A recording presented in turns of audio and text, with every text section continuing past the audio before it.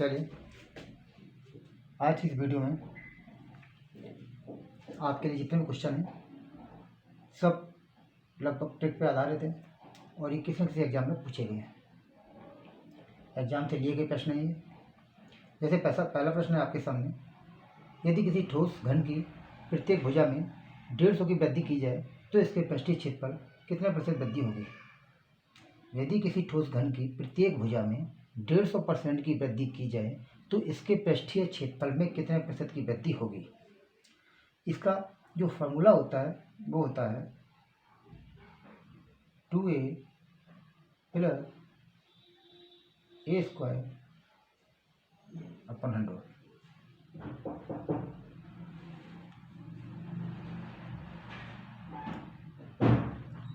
ये होता है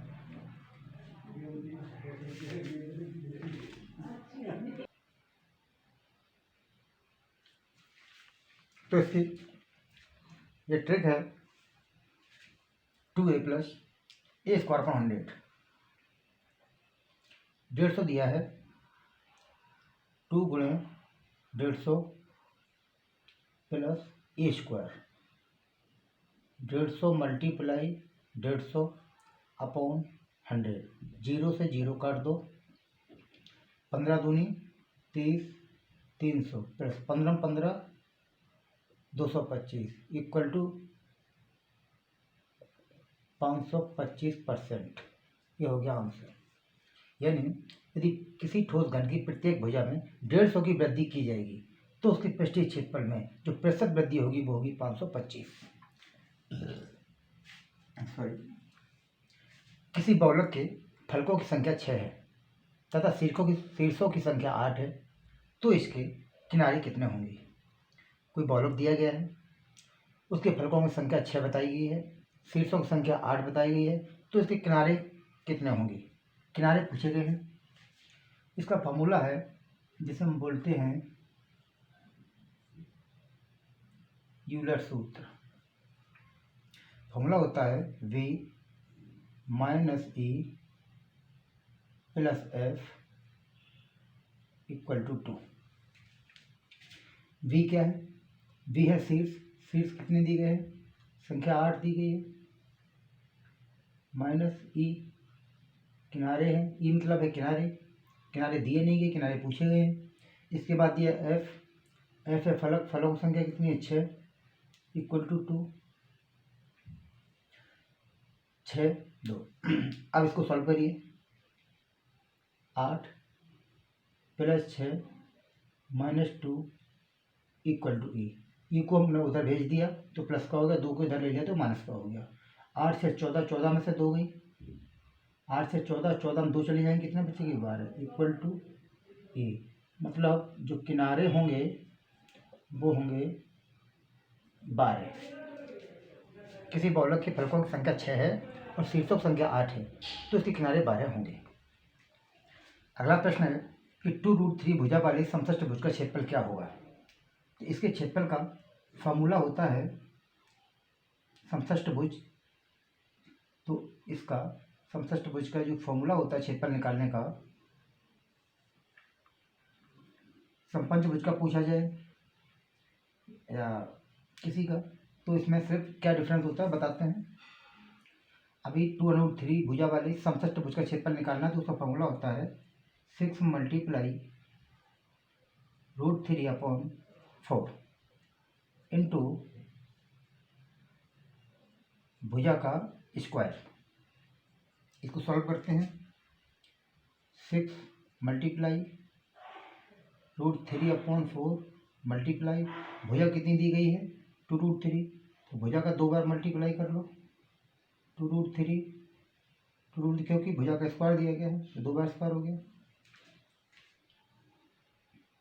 6 मल्टीप्लाई √3 अपॉन 4 मल्टीप्लाई 2 का 2 में गुणा करेंगे 4, √3 का √3 में गुणा करेंगे तो 3 आएगा, तो 4 तिया 12, 4 से ये काट दो 3 बार, 6 का 3 में गुणा करेंगे 18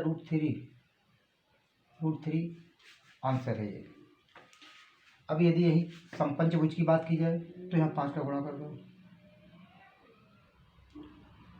ये भुजाएं जितनी भुजा दी गई उतने मल्टी √3/4 इंटू भुजा स्क्वायर। इसमें अब जितनी भुजा का बात की जाए उतनी भुजा का गुणा कर दो। 6 की बात है 6, 7 की है 7, 8 की है तो 8। जितने भी भुजाओं की बात की जाए उसमें मल्टीप्लाई कर दो तो उसके क्षेत्रफल का ही फॉर्मूला बन जाता है। चलिए अगले प्रश्नों की ओर।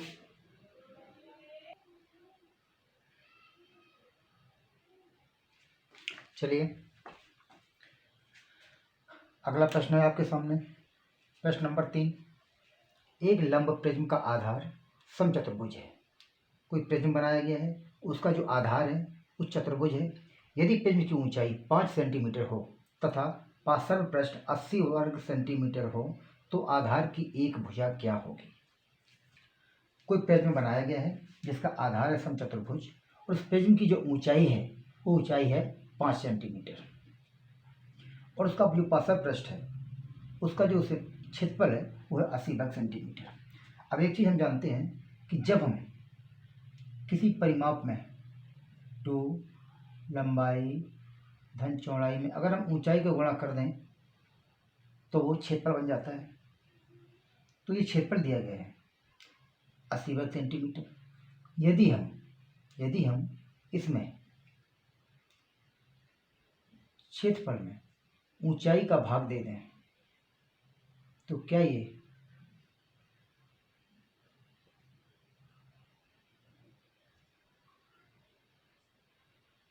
आधार का परिमाप निकलेगा। तो लंब प्रिज्म यही इसका फॉर्मूला होता है कि लंब प्रिज्म के आधार का परिमाप बराबर होता है पार्श्व पृष्ठ का क्षेत्रफल अपॉन ऊंचाई। काट दो 16 बार, तो इसका परिमाप कितना हो गया। इस लंब प्रिज्म का परिमाप हो गया 16 सेंटीमीटर। अब परिमाप हमें पता है 16 सेंटीमीटर। अब कह रहा है कि आधार समचतुर्भुज है, मतलब जो भी आधार है वो समचतुर्भुज है और परिमाप हमें मालूम होता है चारों भुजाओं का योग।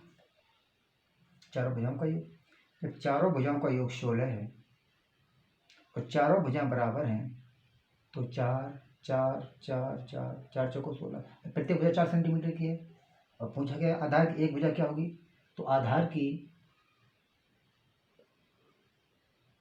एक भुजा होगी वो होगी 4 सेंटीमीटर। चलिए अगले प्रश्न की ओर। अगला प्रश्न क्या है, किसी वृत्त की त्रिज्या में 30% की कमी करने पर इसके क्षेत्रफल में कितने प्रतिशत की कमी होगी।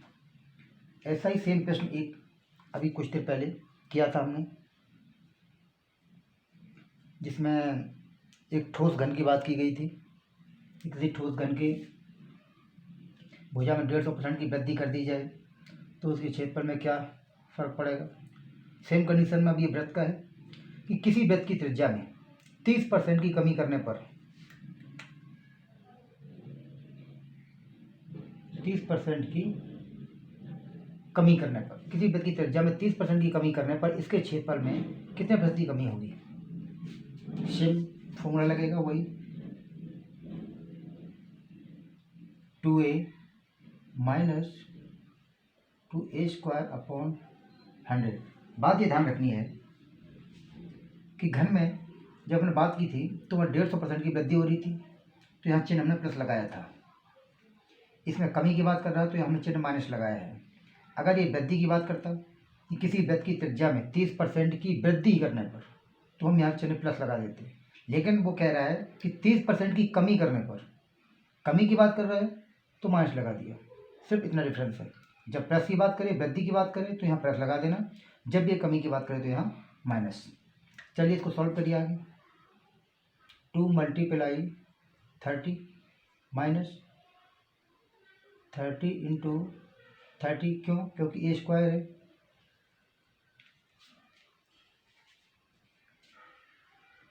थर्टी इंटू 30, अरे ये नहीं है, ये गलत रख गया, यहाँ a² है केवल, ठीक है। फॉर्मूला ध्यान रहे 2a माइनस a² अपॉन 100। तो 2 × 30 माइनस और अपॉन 100, 0 से 0 0 से 0 खत्म हो गई, 30 दूनी 60, 60 माइनस 3 × 9, 60 में 9 जाएंगी 51%। मतलब किसी व्यक्ति की त्रिज्या में अगर 30% की कमी करोगे तो उसके क्षेत्रफल में जो प्रतिशत कमी होगी वो होगी 51%, यानी 51% कमी होगी। चलिए अगले प्रश्न की ओर चलते हैं। चलिए प्रश्न नंबर 6 पे बात करते हैं।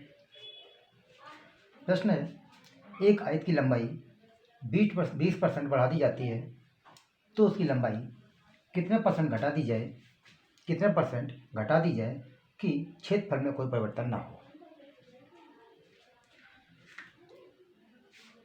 कोई आयत है उसकी चौड़ाई 20% बढ़ा दी जाती है और कह रहा है कि लंबाई कितने प्रतिशत हम कम कर दें, कितने परसेंट घटा दें लंबाई में कि क्षेत्रफल पहले की तरह ज्यों का त्यों रहे। तो बढ़ा दी जाती है तो उसकी लंबाई कितने प्रतिशत घटा दें, यही बात है ना, बढ़ा दी जाती है। दूसरे प्रश्न में पूछ रहा है यदि किसी गोले की त्रिज्या 10% बढ़ा दी जाए। तो चलिए शुरू करते हैं। तो एक आए तो इसका जो फॉर्मूला है क्या है, जब भी हम इसमें बात करेंगे तो इसका फॉर्मूला है, इस तरह का प्रश्न देखिए तो उसका फॉर्मूला है x/100 plus x, 100 plus x और इसमें गुणा कर देना है 100 का। क्या है ये जो x है, ये x ये वाला भुजा है जो 20% बढ़ाई गई है, यहाँ पे जो भी आएगा वो ये वाली भुजा आएगी जो बढ़ाया गया है। अब इसको सॉल्व करेंगे अगर तो x क्या है 20, 100 प्लस कितनी बढ़ाई गई है 20, ये x है, ये x है और मल्टीप्लाई 100 20/120 इंटू 100, 0 से 0 काट दो, 2 छक 12 और 2 पंचे 10, 2 ती 6 और 2 दाही 20, 10 पना 50, 50/3 तो 16 तिया 48, 16 सही 2/3%। तो उसकी लंबाई कितने से घटा दी जाए, तो 16 सही 2/3% की लंबाई घटा दी जाएगी तो क्षेत्रफल में परिवर्तन नहीं होगा। ठीक है, अब हम चलते हैं अगले प्रश्न की ओर। यहीं पे एक और चीज समझ लीजिए, यदि ये बढ़ा गया, यदि यहीं पे कम की जाती तो यहाँ माइनस हो जाता। इसी फॉर्मूले में मान लो यदि कहता है ये कि एक आयत की चौड़ाई 20% कम की जाती है तो उसकी लंबाई कितने प्रतिशत बढ़ा दी जाए कि क्षेत्रफल में कोई परिवर्तन ना हो, तो यहाँ पर जहाँ प्लस लगा है वहाँ पे माइनस हो जाएगा, बस इतना फर्क है। चलिए अगले प्रश्न की ओर। अगला प्रश्न कहता है कि यदि किसी गोले की त्रिज्या 10% बढ़ा दी जाए तो गोले के आयतन में प्रतिशत वृद्धि क्या होगी। तो इसका फॉर्मूला है 3a plus 3a² 100 plus a³ 100 ये फॉर्मूला है ऐसे प्रश्नों के लिए कि यदि किसी गोले की त्रिज्या 10% बढ़ा दी जाती है तो उस गोले के आयतन में प्रतिशत वृद्धि क्या होगी। उसके लिए आयतन है, जहाँ जहाँ ए है वहाँ 10% रख दीजिए, ए जो वैल्यू है वो इसके बराबर है, तो इसका मान है, ए का मान ये है, तो ए की जगह सारी जगह ये आएगा। सरल करते मान रखते हैं 3 इंटू ए की जगह 10 प्लस 3 a² है तो 10 2 बार गुणा हो जाएगा अपॉन 100 है प्लस a 3 बार है तो 10 गुणे 10 नीचे 100 का 2 बार गुणा है 100 गुणे 100। सॉल्व करिए इसको, देखो 1 0 से ये खत्म, 1 0 से ये खत्म, 1 0 से ये खत्म, यहाँ 1 बचा और यहाँ 10, ध्यान रहे 1 0 से ये खत्म, 1 0 से ये खत्म, यहाँ 3 बचा, 10 तिया 30 प्लस यहाँ कितना है 3 और यहाँ कितना बचेगा 0.1, 10 का 1 में भाग देंगे तो 0.1 ही आएगा, तो टोटल कितना आ जाएगा, ऐड करेंगे 30 3 33.1% आयतन में वृद्धि होगी। यदि किसी गोले की त्रिज्या बढ़ा दी जाए तो गोले के आयतन में जो प्रतिशत वृद्धि होगी वो होगी 33.1%। चलिए अगले प्रश्न की ओर चलते हैं। चलिए अगले प्रश्न की ओर।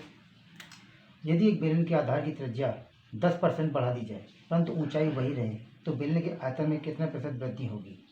यदि एक बेलन के आधार की त्रिज्या 10% बढ़ा दी जाती है, एक बेलन है जिसकी आधार की त्रिज्या 10% बढ़ाई जाती है परंतु कहता है ऊंचाई वही रहे, ऊंचाई वही रखने, ऊंचाई में कोई परिवर्तन नहीं है, सिर्फ आधार की त्रिज्या बढ़ाई गई है, तो बेलन के आयतन में कितने प्रतिशत की वृद्धि होगी? अब बताइए। तो इसके लिए फॉर्मूला होता है, जहाँ से त्रिज्या बढ़ाई जा रही है और उसके ऊंचाई वही रहती है, उसमें कोई चेंज नहीं हो रहा है, तो ऐसे प्रश्नों के लिए फार्मूला होता है 100 + x 100 + x का होल स्क्वायर अपॉन 100 और -100, ये फार्मूला होता है। इसमें मान रखिए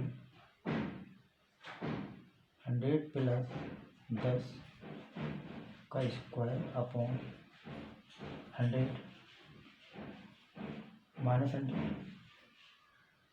चलिए आगे 100 और 10 110, 110 का स्क्वायर अपॉन 100 -100। ठीक है, 11 में 11 121, 121 2 जीरो लग जाएंगे, स्क्वायर होगा तो 100 -100, जीरो से जीरो कट जाएगी, कितना बचेगा? 121 -100 = 21%। तो 10% त्रिज्या बढ़ाने से बेलन के आयतन में जो प्रतिशत वृद्धि होगी वो होगी 21%। चलिए अगले प्रश्न की ओर। अगला प्रश्न कहता है, एक वर्गाकार कागज की दो आसन्न भुजाओं, कोई कागज है वर्गाकार, कोई भी वर्गाकार कागज है, कहता उसकी दो आसन्न भुजाओं, उसकी दो आसन्न भुजाओं, इसका बढ़ा दो और इसका भी बढ़ा दो। आसन्न भुजाओं के 20% और 40% घटाने की बात कर रहा है, तो घटा दिया जाता है। कोई भी वर्ग है उसकी दोनों भुजाओं में लंबाई चौड़ाई में एक में 20%, एक में 40% घटा दिया जाता है, तो नया क्षेत्रफल कितने से घट जाएगा? एक वर्गाकार कागज की दो आसन्न भुजाओं को क्रमशः 20% और 40% घटा दिया जाता है, तो नया क्षेत्रफल कितने प्रतिशत घट जाएगा? इसका फॉर्मूला होता है, जब लंबाई चौड़ाई दोनों की बात की है तो फॉर्मूला होता है x + y माइनस x और y अपॉन 100, ये होता है इसका फॉर्मूला। इस फॉर्मूले मान करिए एक्स वाई क्या है, एक्स वाई इसका 20 और 40 है, 20x / 40। फॉर्मूले में इसके मान रखेंगे 20 + 40 माइनस 20 × 40 अपॉन 100। इन जीरो से क्या जीरो खत्म हो सकते हैं, हो जाएंगे। 40 और 20 60 माइनस 4 दूनी 8 = 52%, 52%। एक वर्गाकार कागज की दो आसन्न भुजाओं को क्रमशः 20% और 40% घटा दिया जाए तो नया क्षेत्रफल कितने प्रतिशत घट जाएगा? फॉर्मूला ये रहा, x + y minus x × y upon 100। ये मान निकालें तो 52% घट जाएगा। चलिए अगले प्रश्न की ओर। चलिए आखिरी प्रश्न की ओर चलते हैं। इस वीडियो का ये आखिरी प्रश्न है। पूछा गया है, एक समबाहुभुज के सभी अंतःकोणों का योग 1080 है, तो भुजाओं की संख्या तथा प्रत्येक अंतःकोण की माप क्या हो? अच्छा, इसको निकालने के लिए दो सूत्र हैं। सूत्र तो सेम है, कुछ डिफरेंस नहीं है, दो तरह से कॉपी में लिखे होते हैं। जैसे लिखा होता है 2m - 4 × 90 इंटू 90 ये क्या n-2 इंटू 180 ये अंतःकोणों का योग निकालने फॉर्मूला है। चलिए हम इससे चलते हैं। संभोचित सभी अंतःकोणों का योग, सभी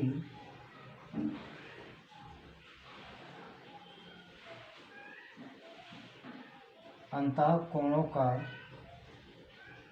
योग इक्वल टू दिया है 1080।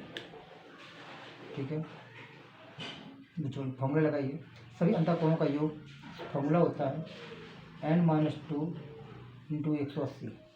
अब सभी अंतःकोणों का योग दिया हुआ है 1080 इक्वल टू n-2 इंटू 180। 180 को इधर ले आओ तो n-2 इक्वल टू 1080 अपॉन 180। ये वहाँ से इधर आएगा तो इससे भाग लग, यहाँ गुलाम है तो इधर आएगा तो भाग में लग जाएगा। 1080 में भाग लग जाएगा 180 का। 0 से 0 काट दो, 18 छक्का 108। n-2 बराबर 6, n बराबर 8। ये होगी भुजाओं की संख्या।